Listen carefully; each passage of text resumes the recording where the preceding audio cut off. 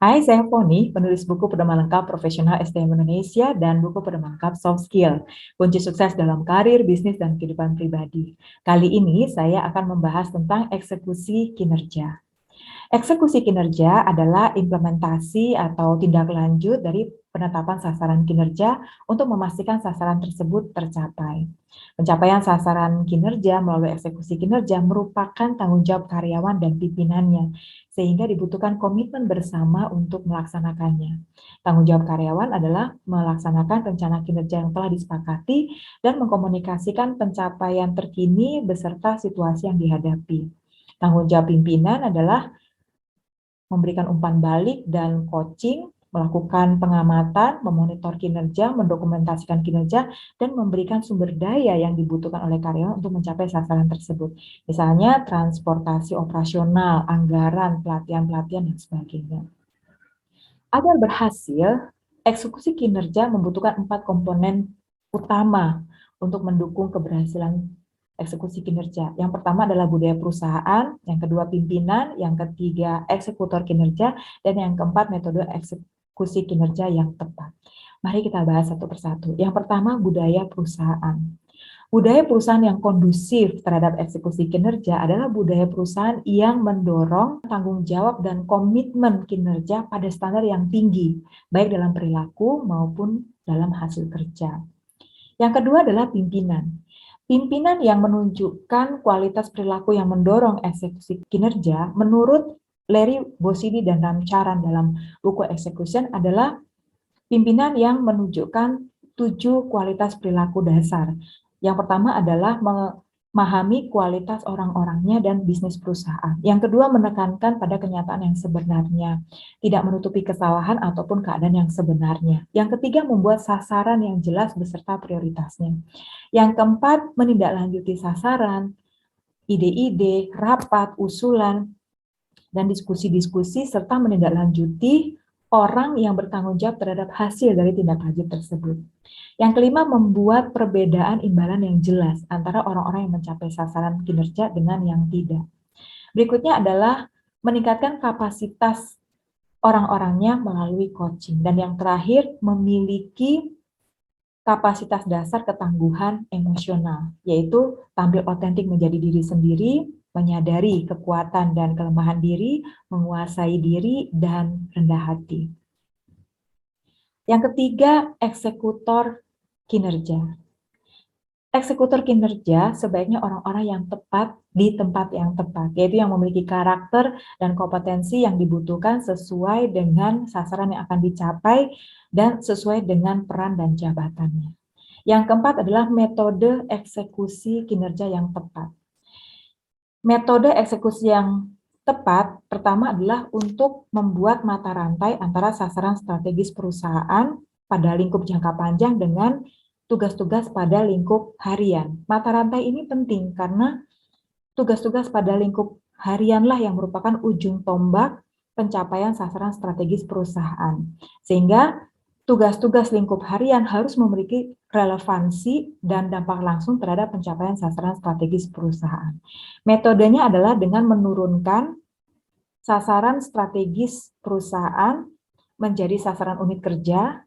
Sasaran unit kerja diturunkan menjadi rencana tindakan dalam agenda 1 tahun, rencana tindakan diturunkan menjadi program-program kerja dalam agenda bulanan, dan masing-masing program kerja tersebut kemudian diturunkan menjadi kegiatan-kegiatan dalam agenda mingguan, dan masing-masing kegiatan diturunkan menjadi tugas-tugas dalam agenda harian. Sasaran unit kerja sebaiknya dibuat dengan sangat jelas dan spesifik dalam bentuk lag target dan lead target. Lag target adalah ukuran kinerja untuk mengukur pencapaian hasil akhir. Lead target adalah ukuran kinerja untuk mengukur proses dan aktivitas yang dikerjakan untuk memastikan lag target tercapai. Contohnya, sasaran unit pemasaran satu produk parfum. Lag targetnya adalah nilai penjualan sebesar 100 miliar. Lead targetnya misalnya ada 3, yaitu melakukan penayangan iklan promosi di media televisi sebanyak 60 kali, melakukan pelatihan tenaga penjual sebanyak 200 orang, dan melakukan kegiatan-kegiatan promosi di pusat-pusat perbelanjaan sebanyak 24 kali. Lead target inilah yang menjadi prioritas kerja yang kemudian diturunkan menjadi rencana tindakan. Metode yang kedua adalah metode untuk memberikan panduan kerja agar pekerjaan dapat dilakukan secara sistematis, akurat, efektif, dan efisien. Untuk pengerjaan program kerja dan kegiatan-kegiatannya sebaiknya menggunakan metode pengerjaan proyek seperti PERT atau CPM dan Gantt chart. Kemudian dilengkapi dengan panduan seperti SOP dan instruksi kerja dan dibuat penjadwalan dalam agenda mingguan dan agenda harian. Metode yang ketiga adalah metode untuk melakukan pengendalian kinerja karyawan untuk memastikan tercapainya sasaran hasil kerja dan sasaran pengembangan kompetensi karyawan. Metode yang digunakan sebaiknya adalah coaching. Untuk melaksanakan coaching secara efektif, ada 5 langkah yang perlu dilakukan oleh pimpinan dan karyawan. Yang pertama adalah pimpinan dan karyawan bertemu secara berkala untuk membahas kemajuan pencapaian sasaran kinerja. Yang kedua, pimpinan dan karyawan melakukan pemantauan terhadap kemajuan pencapaian sasaran kinerja, terhadap proses dan aktivitas yang dikerjakan dalam eksekusi kinerja, peningkatan kompetensi melalui perilaku yang ditunjukkan oleh karyawan, dan kendala-kendala yang dihadapi. Yang ketiga, pimpinan mendiskusikan dengan karyawan mengenai kendala yang dihadapi, di mana pimpinan mendorong karyawan untuk mengidentifikasi kendala apa saja yang dihadapi, dan kemudian mengidentifikasi kira-kira solusi atau tindakan apa yang dapat dikerjakan oleh karyawan untuk mengatasi kendala tersebut.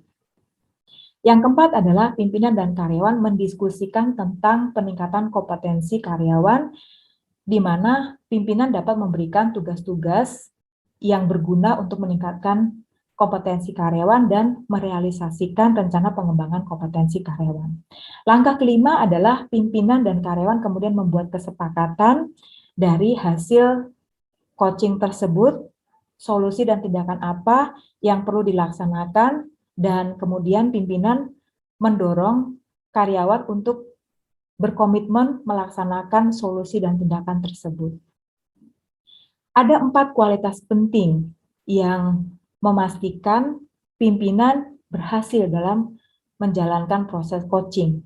Yang pertama adalah pimpinan harus memiliki kemampuan mendengarkan dan berempati terhadap situasi karyawan. Yang kedua, pimpinan perlu fokus pada permasalahan yang dihadapi karyawan dan fokus pada membantu menemukan solusi dan tindakan-tindakan untuk dikerjakan oleh karyawan dalam mengatasi permasalahan tersebut. Yang ketiga, pimpinan harus memiliki ketulusan dan kepedulian terhadap keberhasilan karyawan. Dan yang keempat, pimpinan harus memiliki kemampuan untuk memberikan pujian atau apresiasi dan kritikan kepada karyawan sesuai dengan perilaku yang ditunjukkannya.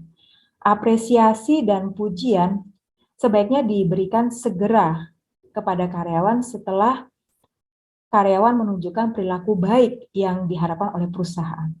Apresiasi atau pujian tersebut sebaiknya diberikan di depan umum untuk memotivasi karyawan yang bersangkutan dan juga karyawan lain untuk juga menunjukkan perilaku tersebut di masa yang akan datang.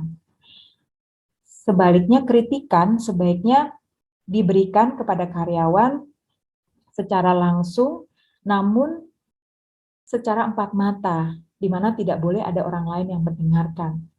Setelah memberikan kritikan, kemudian pimpinan mendorong karyawan untuk mengatasi permasalahan tersebut dan menemukan solusi untuk mengatasi permasalahan tersebut dan berkomitmen untuk menjalankan perilaku yang baik yang diharapkan oleh perusahaan di masa yang akan datang. Demikianlah pembahasan mengenai eksekusi kinerja. Pastikan perusahaan Anda melakukan eksekusi kinerja dengan mengoptimalkan 4 komponen eksekusi kinerja, yaitu budaya perusahaan yang kondusif terhadap eksekusi kinerja, pimpinan yang menunjukkan kualitas perilaku yang mendorong eksekusi kinerja, eksekutor kinerja yang merupakan orang yang tepat di tempat yang tepat, dan penerapan metode eksekusi kinerja yang tepat. Sehingga Eksekusi kinerja berdampak langsung terhadap pencapaian sasaran kinerja. Terima kasih sudah menyaksikan, semoga bermanfaat dan sampai jumpa.